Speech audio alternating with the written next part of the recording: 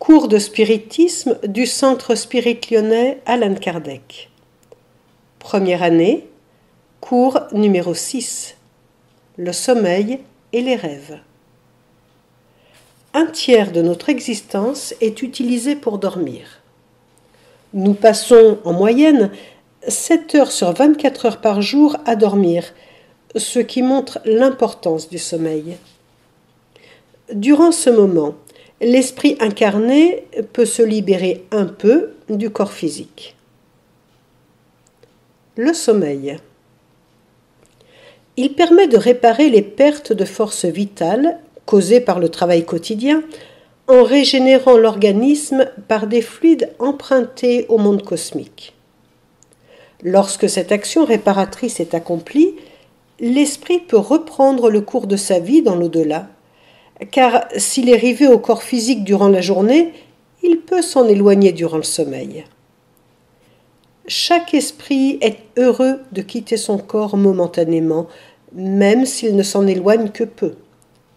C'est souvent avec regret qu'il reste attaché au corps, parce que sa vie normale est la liberté.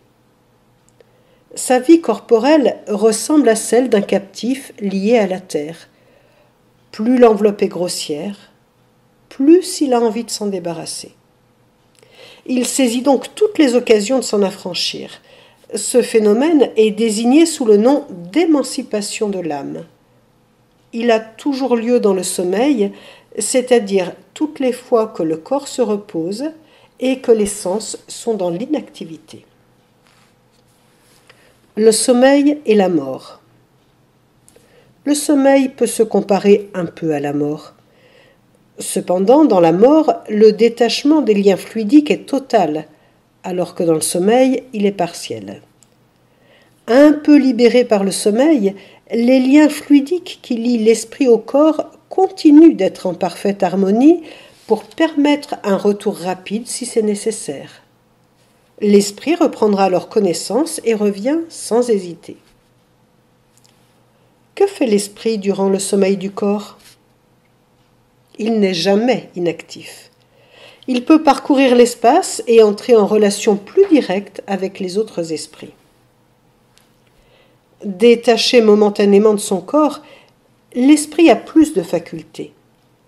Il a parfois le souvenir du passé et quelquefois la prévision de l'avenir, si Dieu le permet. Cette liberté temporaire de l'esprit se prouve au travers des rêves. Ainsi, on peut dire que le sommeil délivre en partie l'âme du corps. Les esprits plus avancés, qui se dégagent plus rapidement de la matière et ont des sommeils intelligents, ils rejoignent la société des êtres supérieurs. Ils voyagent, causent et s'instruisent. Ils travaillent même à des ouvrages qu'ils trouvent terminés quand ils ont fini leur mission terrestre. En ce qui concerne la majorité des hommes sur Terre, ils vont durant leur sommeil dans des mondes inférieurs ou vers d'autres affections.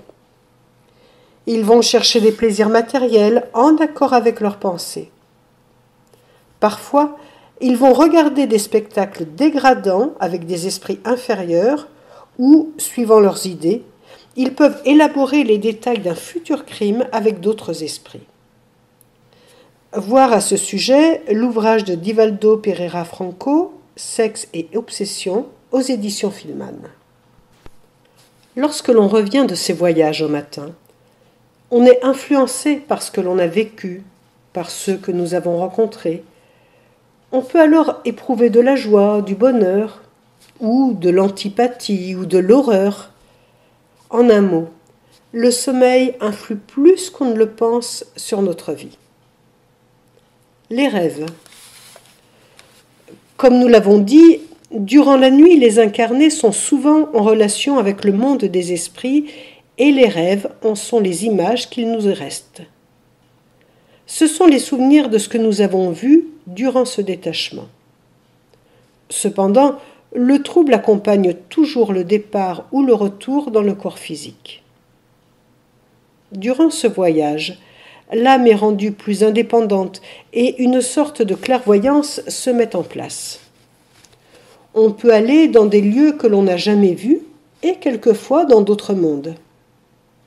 Les rêves sont alors étranges, avec des images insolites. Ces images que l'on rapporte s'entremêlent avec les choses du monde matériel, avec nos préoccupations du moment, et forment des ensembles bizarres et confus qui semblent n'avoir ni sens ni liaison. L'incohérence s'explique encore par le souvenir incomplet de ce qui est apparu. C'est comme un récit dont on aurait tronqué au hasard des phrases ou des parties de phrases. Les fragments qui restent perdent toute signification raisonnable. Il est absurde de croire que rêver de telle chose annonce telle chose. Très souvent, les rêves présentent des images réelles pour l'esprit, mais qui n'ont pas de rapport avec ce qui se passe dans la vie corporelle. Quelquefois, il peut y avoir des rêves qui donnent des informations sur l'avenir. C'est comme une grâce qui nous est accordée afin de mieux appréhender l'avenir. Ils agissent comme un pressentiment au réveil. Par contre, on peut considérer que la connaissance de la mort de proches peut apporter la preuve d'une forme de médiumnité en cours de développement. Origine des rêves. On peut distinguer diverses formes de rêves dont les origines sont fonction de notre situation du moment. Il y a le rêve physiologique ou physique. Ces rêves sont associés aux besoins physiques et à la physiologie du corps. Dans le livre Mécanisme de la médiumnité du médium Chico Xavier, au chapitre 19, l'esprit André-Louise nous donne l'explication suivante. Durant son sommeil, l'homme va improviser des images pour anticiper des événements qu'il aspire à concrétiser. Il se dégage très peu de son corps physique car il est peu avancé sur un plan spirituel. L'instinct de conservation prédomine chez lui. Il a peur de l'inconnu et ce sont souvent les désincarnés qui viennent à lui. Ses rêves seront un pur réflexe des activités physiologiques. Ils seront liés à un besoin de se nourrir ou à des besoins sexuels. Psychologique. Ces rêves sont associés aux préoccupations du moment ou à des inquiétudes. Dans ce cas, la pensée agit comme un rayon sur la conscience de l'individu. Des millions de personnes, chaque jour, cherchent dans leur sommeil une remise en état. Elles se dédoublent mécaniquement, en syntonie avec des entités de même affinité et se retrouvent entremêlées avec elles à la recherche de solutions pour l'avenir. Ces solutions peuvent être dans le bien comme dans le mal. Par exemple, vous rêvez que vous continuez votre travail, vous continuez à réviser si vous passez un examen, etc. Karmique. Ces rêves sont associés à la remémoration d'événements importants de nos vies passées. Par exemple, on peut revivre une mort, un avortement, des actes de violence, un mariage, un événement phare heureux ou malheureux d'une autre vie. On a tous eu un jour ce type de rêve. Voici un exemple personnel. Un jeune homme, lorsqu'il était enfant, faisait souvent un rêve où il se trouvait enseveli. Il se réveillait en sursaut. Il avait l'habitude de dormir en s'enveloppant de son drap de lit qui lui couvrait toute la tête comme pour le protéger. Ce n'est que bien des années plus tard qu'il comprit qu'il était mort étouffé dans une tranchée par un éclat d'obus durant la guerre de 14-18. Les soldats avaient pour habitude de se protéger en rabattant sur eux leur grande veste que l'on nommait à l'époque la capote. Spirituel. Ces rêves sont liés au phénomène d'émancipation de l'âme. Pendant le sommeil, l'âme peut effectuer des voyages dans l'astral et faire des rencontres dans le plan spirituel. Par exemple, vous rêvez que vous volez, que vous discutez dans un amphithéâtre avec d'autres esprits. Ces différentes origines montrent qu'il est difficile d'expliquer les rêves. Il faut donc souvent observer ou noter afin de faire des déductions. Émancipation de l'âme. Elle peut se produire dès qu'il y a engourdissement des sens, c'est-à-dire dans un état de sommeil ou de demi-sommeil. Cela peut se produire aussi dans le sommeil provoqué sous influence magnétique. Suivant la compréhension de l'individu, l'âme peut s'évader de sa prison de chair et s'éloigner. Ce détachement prouve que l'âme a une existence propre, indépendante du corps, et qu'elle possède des facultés qui s'exercent sans le concours des sens physiques. Les facultés psychiques que l'on peut trouver sont la vue à distance, la clairaudience, la clairvoyance, la télépathie et le dédoublement. La vue à distance. Pendant le sommeil, le corps se repose, mais l'esprit peut voir et entendre au travers des obstacles matériels, des murs et des portes, et à n'importe quelle distance. Voici 3 exemples tirés du livre de Lombroso, Hypnotisme et spiritisme. Le cas de Borokelbank, qui perd un couteau et le cherche en vain, puis il rêve de l'avoir mis dans une poche de pantalon, où il le retrouve en effet. Miss Crelin perd un diamant incrusté dans une bague, voit en rêve le coin où elle l'a laissé tomber et l'y retrouve le lendemain. Miss Flora Tuart, jouant au croquet, perd un anneau de prix et le voit en rêve sous un banc devant la maison. Un enfant à qui on avait fait cadeau d'une bague l'égare. La première nuit, il a un rêve vague qu'il oublie au réveil, et la nuit suivante, un autre plus précis qui lui fait retrouver l'objet perdu. Un jardinier, allant en ville, perd en route une bourse avec de l'argent et se désespère. Il voit ensuite en rêve l'endroit exact de la chute et y retrouve la bourse. Monsieur Herbert perd une lettre importante, la cherche tout le jour en vain dans une chambre. Un rêve la nuit suivante la lui fait retrouver dans un coin de cette chambre. Un magistrat juge entre 2 associés dont l'un était mort. Le survivant se disait créancier, tandis que l'héritier du défunt le prétendait débiteur. Le juge, la nuit d'après, voit en songe un livre de commerce d'un des plaideurs et y découvre des renseignements sur l'affaire. Il se le fait apporter à son réveil et y retrouve la page vue en rêve. Un caissier, Davet, fait dans ses comptes une erreur dont il se tourmente toute une semaine sans pouvoir la retrouver. Il refait en songe tous les calculs et découvre l'erreur. La télépathie. Durant le sommeil, les phénomènes de transmission de pensée et de la télépathie sont très courants. Nous savons que chaque être humain possède un état vibratoire. Celui-ci varie à l'infini selon les individus. Il peut donc être plus ou moins prononcé. Voici comment cela se passe. Les vibrations de notre pensée, projetées avec intensité par la volonté, se propagent au loin et peuvent influencer des personnes en affinité avec nous. Ainsi, 2 âmes, conduites par des ondulations d'un même rythme, peuvent vibrer à l'unisson. Pour pratiquer la télépathie, 2 conditions sont nécessaires.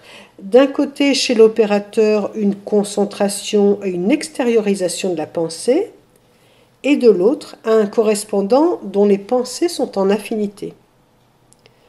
Pour agir mentalement à distance, il est nécessaire de se recueillir et diriger avec persistance la pensée vers un but déterminé. Il se produit ainsi un détachement partiel de l'être psychique. Et il apparaît un courant de vibration qui nous met en relation avec notre correspondant. Celui-ci doit avoir de son côté un degré suffisant de sensibilité. Une fois la pensée fixée et le courant vibratoire établi, la communication devient possible.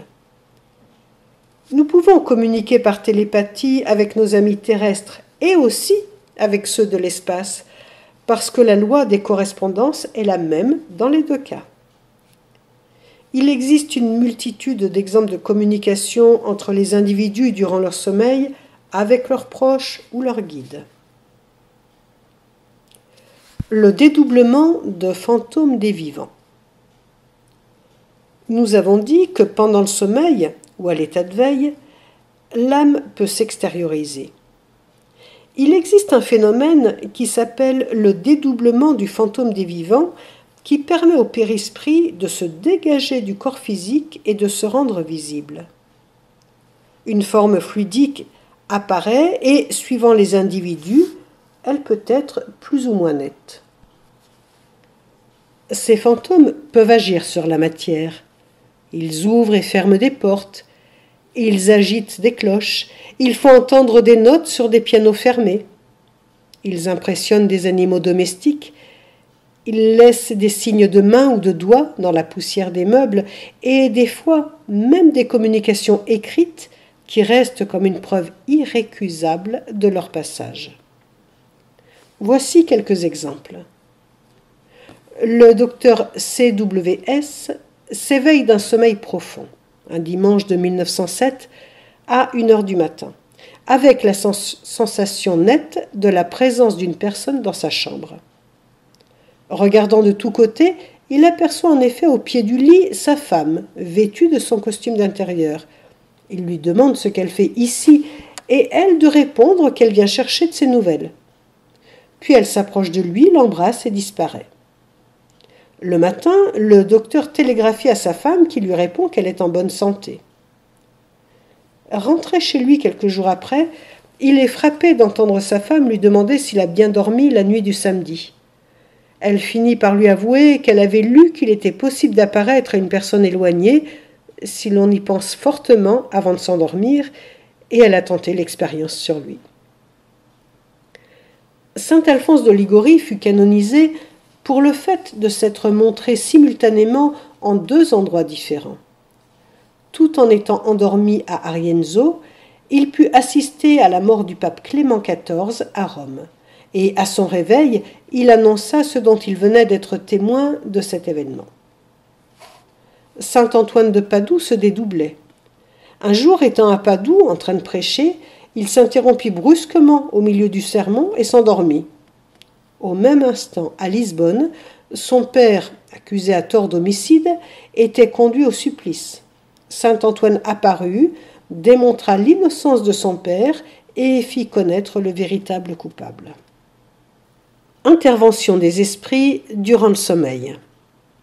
Voici quelques exemples. Elise Carleton voit en songe une amie. Elle lui annonce qu'elle reviendra en rêve 24 heures avant sa mort, et c'est ce qui arriva 40 ans plus tard. Miss Arabella Barrett voit en songe sa sœur morte. Elle lui prédit qu'elle mourrait au bout de 5 ans, ce qui fut exact. Brighton, capitaine de navire, alors qu'il dormait, entend en rêve « Prends garde, vous allez couler ». L'angoisse le réveille.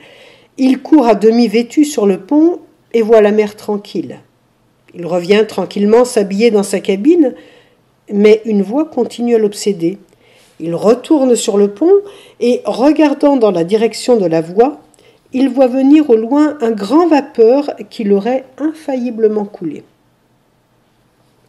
Miss Loganson de Chicago, âgée de 19 ans, voit en songe son frère assassiné.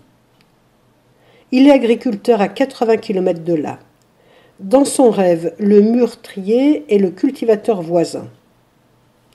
Son entourage ne fait pas attention à ses dires, mais la jeune fille décide de partir pour la ferme avec un de ses frères et des agents de police. Elle les conduit directement à la maison d'un certain Bedford, où l'on découvre dans la cuisine des traces de sang. Miss Loganson ne s'y arrête pas et se dirige vers un poulailler. Bien que les agents fassent remarquer la vieillesse du pavage, ils consentent à faire des fouilles devant l'insistance de la jeune fille et sa terrible agitation. « C'est ici, dit-elle, que mon frère est enterré. » On ne trouve d'abord qu'un manteau, puis en continuant, le cadavre d'Oscar. Bedford fut arrêté et reconnu coupable. Rosa Tyrone, une jeune femme de 35 ans, rêve d'un jeune homme de son pays et aimé par elle. Il lui dit de jouer à la loterie 4 numéros. 4, 53, 25, 30. Elle joue ces nombres, lesquels sortent en effet le samedi suivant. Le rêve d'un projet est un autre exemple, et il montre l'intervention des esprits pour nous aider. Pour plus de détails, vous pouvez aller voir le bulletin numéro 14 de notre centre. Il raconte le récit de l'acquisition du local de ce centre. Depuis 1991, lors de nos réunions spirites, de fréquents messages nous annonçaient qu'une petite chapelle, un lieu de rencontre, se préparait. Plus tard, dans une communication donnée en janvier 1992, un esprit se communiquait et disait « Voici la maison que vous voulez bâtir, je la bâtirai parce que j'y tiens. » La suite ne se fit pas attendre, et quelques mois plus tard, je fis un rêve prémonitoire. C'était au mois d'août. Nous étions avec les enfants, on se trouvait en voiture. Nous roulions sur une route de campagne. Arrivés près d'une berge, où coulait une rivière, nous devions passer par un pont. Il était large et semblait assez facile à traverser, mais mon guide me disait d'être prudent et de rouler lentement pour pouvoir le traverser. Effectivement, plusieurs véhicules l'avaient déjà emprunté, mais ils n'étaient pas arrivés à le franchir. Ils étaient restés sur le bas-côté. De l'autre côté, tout le paysage changeait. Il y avait du soleil et beaucoup de maisons alignées les unes à côté des autres. Cela semblait paisible, et la première phrase qui m'est venue en la voyant, cela fut « C'est l'Amérique ».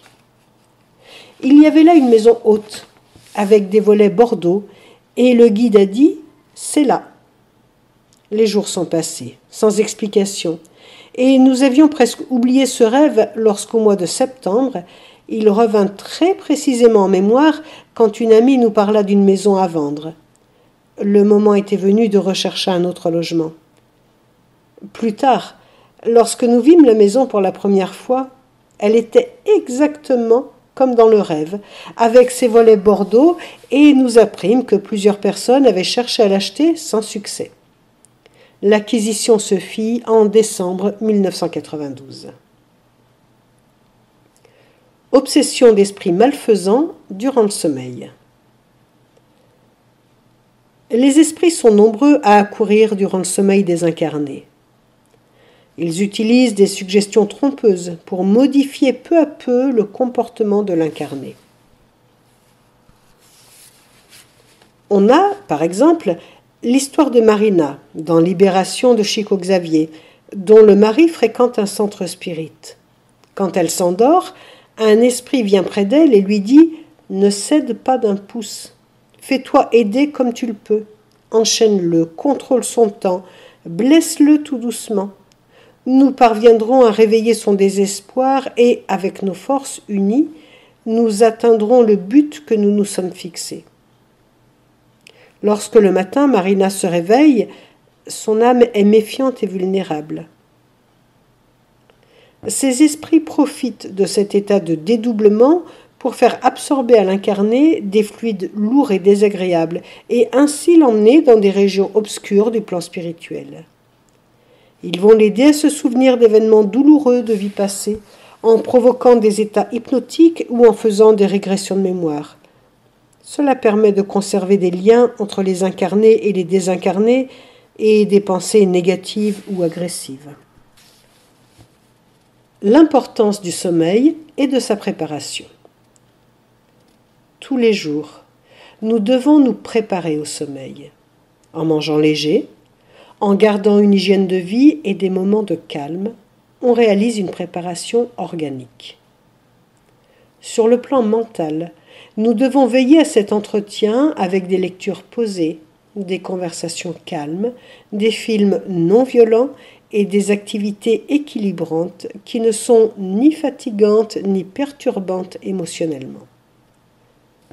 Puis, nous pouvons encore préparer le sommeil de manière spirituelle par des lectures constructives, des méditations, des moments de prière et de pardon adressés à Dieu. Notre corps et notre cerveau se reposant, nous offrons à notre esprit une meilleure opportunité d'atteindre la compagnie des bons esprits et des amis désincarnés. Le somnambulisme.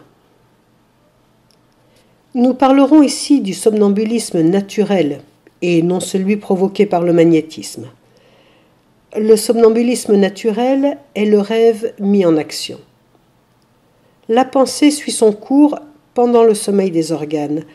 C'est une forme de médiumnité qu'il convient de discipliner, soit en priant, soit en se rendant dans un centre spirit. En dehors de la matière, nous pensons et le somnambule agit sous une inspiration qui vient de lui. C'est son âme qui, dans les moments d'émancipation, voit, entend et perçoit en dehors de la limite des sens. Ce qu'il exprime, il le puise en lui-même. Ses idées sont en général plus justes que dans l'état normal. Ses connaissances plus étendues parce que son âme est libre. Si on le réveille, il se trouble et crie comme au milieu d'un cauchemar. Cette brusque transition n'est pas sans danger pour lui. C'est comme un retour brusque dans le corps physique. Cet état ne fatigue pas les organes parce que l'être physique dort et se repose. Il faut cependant être attentif que le somnambule ne soit pas entouré d'esprits manipulateurs. Les faits de somnambulisme se produisent spontanément chez certaines personnes, mais il peut aussi se mettre en place suite à une maladie, un danger, un état de choc. Les souvenirs du somnambulique naturel sont presque toujours effacés au réveil, mais on peut les retrouver dans un somnambulisme artificiel.